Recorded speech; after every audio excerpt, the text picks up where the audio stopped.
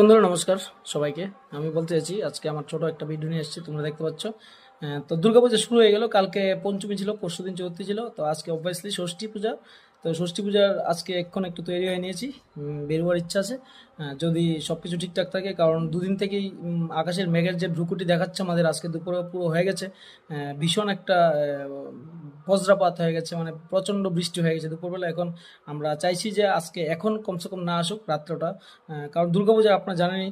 কারণ কি প্রত্যেকটা প্যান্ডেল প্যান্ডেলে কি থাকে, লাইটিং থাকে, ঠিক আছে। লাইটিংয়ের সাথে সাথে খুব সুন্দর সুন্দর ডিজাইনিং ডেকোরেশন করা থাকে।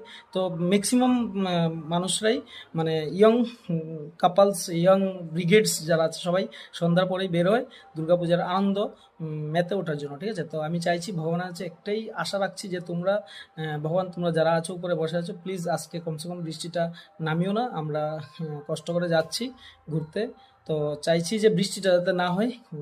তো সবার জন্য আমি শুভেচ্ছা রাখছি।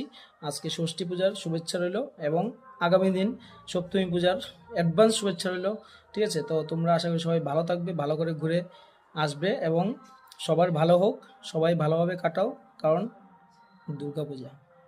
নমস্কার।